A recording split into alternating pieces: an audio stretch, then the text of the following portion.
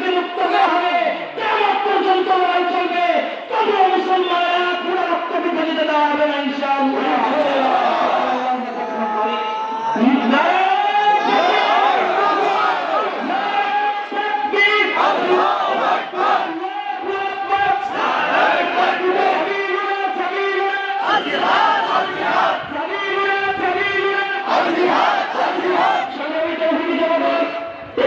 বক্তব্য পেশ করবেন হযরত মাওলানা মুফতি আলী হুসাইন সাহেব।